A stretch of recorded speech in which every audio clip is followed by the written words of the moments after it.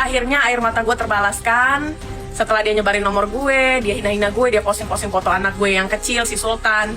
Ya, gue sih bilangnya puji Tuhan begitu. Terima kasih ya.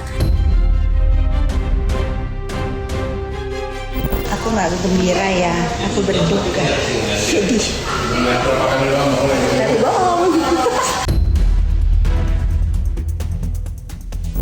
Pertanyaannya, anak di bawah umur bagaimana bisa menjamin? Bagaimana mungkin Loli bisa menjamin seorang NM tidak melarikan diri?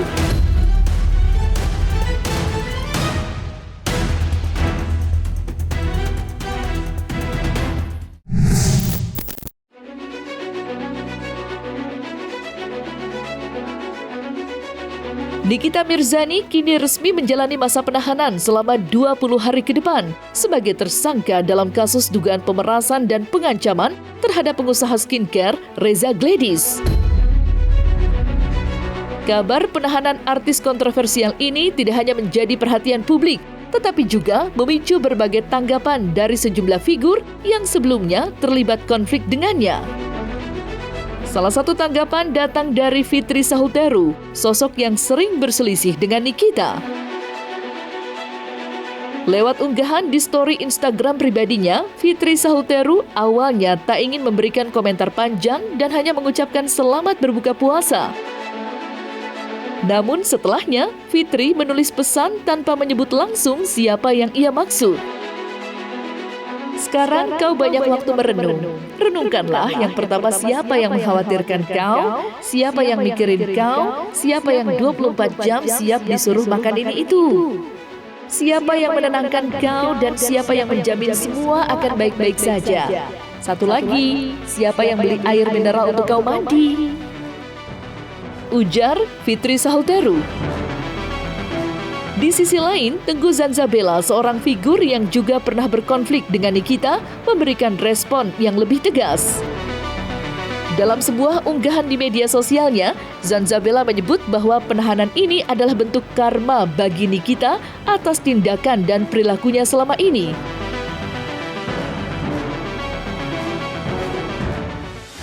Bravo Polri, akhirnya Nikita Mirzani ditahan setelah ditetapkan menjadi tersangka dan terlihat menggunakan baju orange. Ya, Satyam Eva Jayati kebenaran pasti menemukan jalannya. Walaupun dulu laporan gue pernah di SP3, ya kan.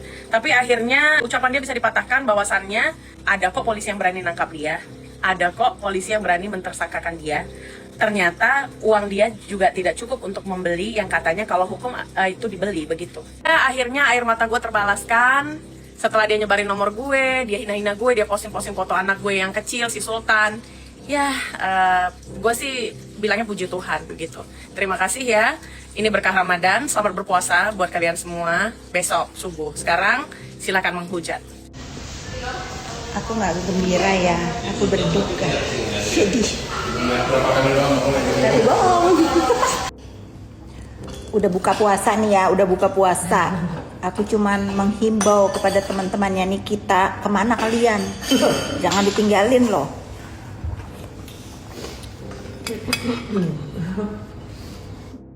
Kalian ninggalin sendiri. Lu masih pada inget gak waktu Isa Jega itu di depan Ka'bah dia bilang, ya Allah, tolonglah tangkap Nikita, dia zolim sama hamba. Karena ya kita tahu sendiri kan, waktu itu Isa Jega itu ya kan, sama dia disuruh pakai orang bayaran. Ih, ngeri kali. Ternyata doanya terkabul. Gila, luar biasa banyaknya orang yang dia sakiti. Ya Allah, hari ini saya yang berdoa, jangan hanya ditahan, tapi divonis bersalah, hukumannya panjang. Kenapa? Ini bukan doa, ini sedang menuntut keadilan kepada penjahat, gitu loh. Jadi terhadap apa yang terjadi sore hari ini yang menjelang malam ya, ternyata itu telah menghapuskan satu kekhawatiran kami terhadap tidak berjalannya ketentuan hukum acara yang kami anggap selama ini tidak dilaksanakan oleh penyidik. Ternyata ya dengan peristiwa hari ini dengan ya kami belum mendapat informasi resmi ya, tetapi kami melihat dari media bahwa telah dipakaikannya baju orange terhadap tersangka.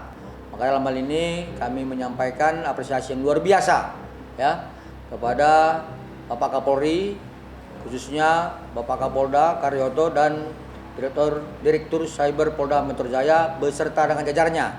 Artinya kami melihat bahwa kinerja penyidik pada hari ini telah memberikan kepercayaan kembali kepada masyarakat. Ya, yang selama ini di framing si tersangka oleh masyarakat dengan bahasa-bahasa kebal hukum, ternyata penyidik Polda Metro Jaya telah membantah semua itu dengan ya menetapkan kedua orang ini menjadi tersangka. Kemudian ya mudah-mudahan yang kami dapat informasi benar, ternyata ini kedua tersangka telah ditahan.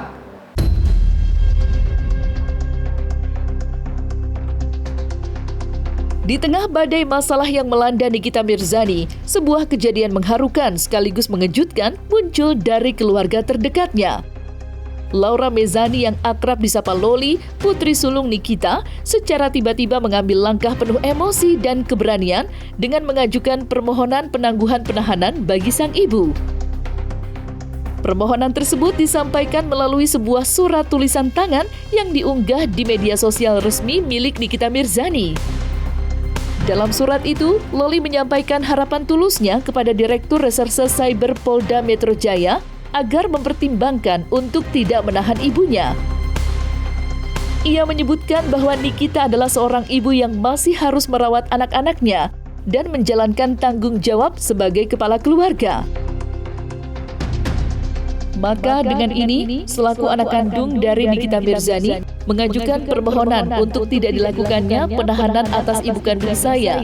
Dikarenakan ibu saya adalah seorang single parent dan satu-satunya yang mencari nafkah, membiayai kehidupan saya dan kedua adik saya yang belum dewasa dan belum mampu mencari nafkah sendiri.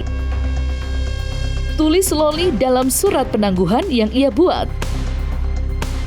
Namun, upaya penangguhan penahanan dari Loli, putri sulung Nikita Mirzani, ternyata memicu respon kontroversial.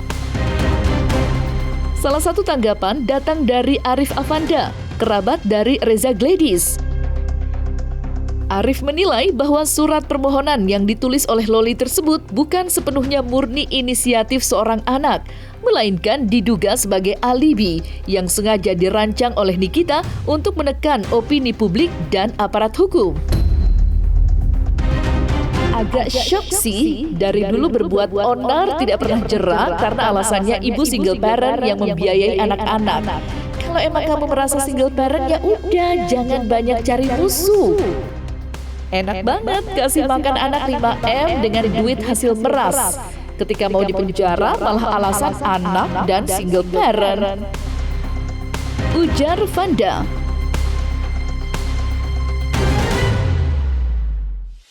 Saya sedih dan prihatin.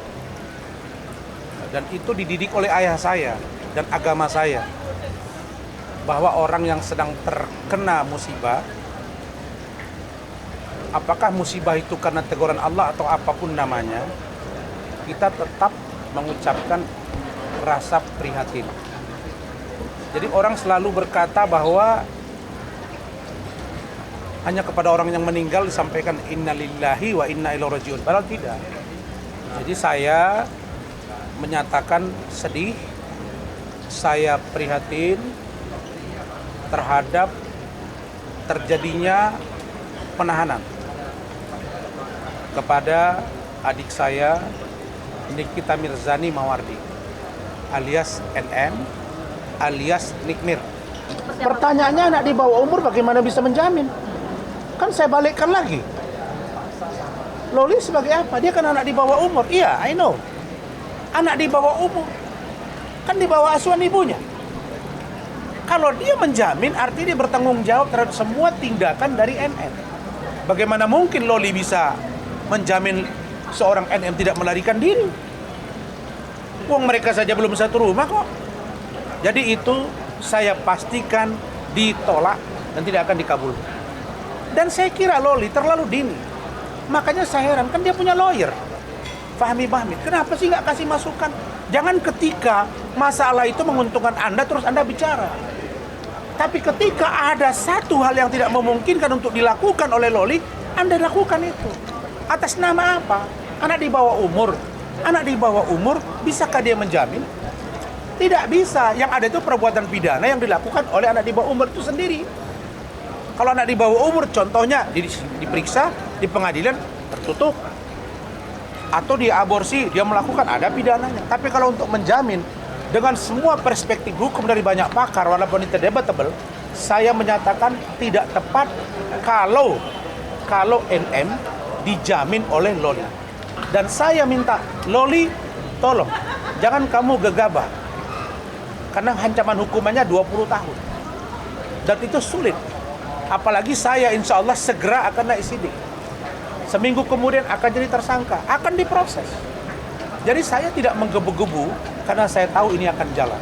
Kalau berbicara tentang seorang ibu mencari nafkah, hamil, dan lain sebagainya, kayaknya itu nggak masuk di akal. Karena ada banyak sekali contoh ibu-ibu hamil muda dan para pencari nafkah. Bagaimana misalnya orang terjerat TPPU, pemerasan, dan lain sebagainya, pejabat. Mereka kerja juga kan? Tapi ditangkap kan?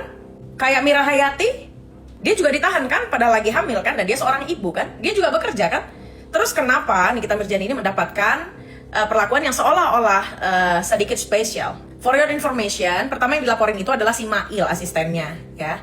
Lalu kemudian merembet. Nah, ternyata ada keterkaitan dengan si Nikita Mirzani dan juga si Dr. Oki, begitu. Oh iya, si Doktif juga. Kita percaya dengan institusi Polri, kita percaya. Tapi tolong Pak, disinilah momentum untuk memperbaiki nama institusi Polri yang memang sudah terlanjur dibuli-buli oleh masyarakat. Nikita Mirzani ini menjadi bahaya ketika apa? Masyarakat tidak mendapat kepuasan dari apa yang mereka harapkan kepada institusi Polri.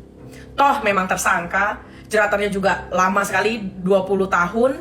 Saya berharap institusi Polri dapat mempertimbangkan itu untuk menjaga citra dan nama baik institusi Polri.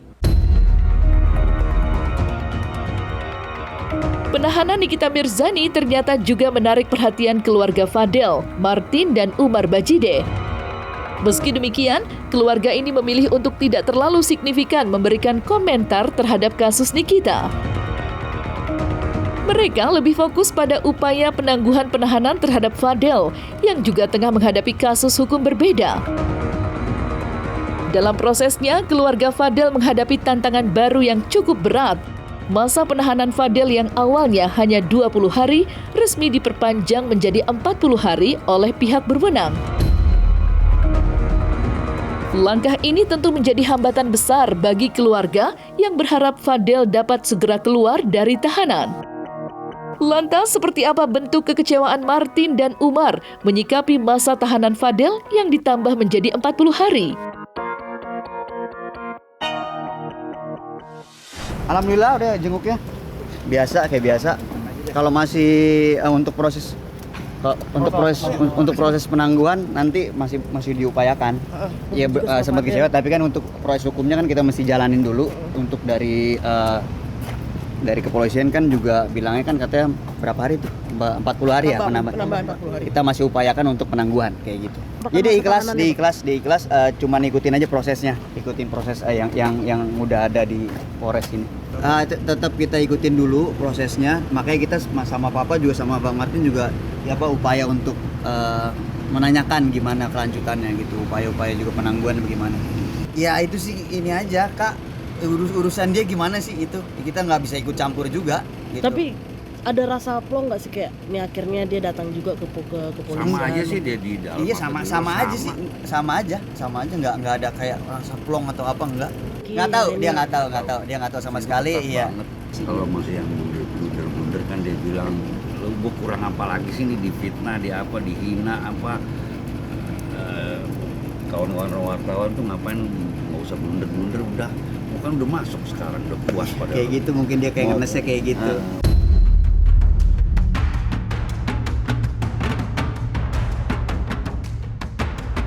Nah, selesai sudah Cumi Lovers. Jangan lupa untuk like, subscribe, dan juga share channel YouTube Cumi Cumi.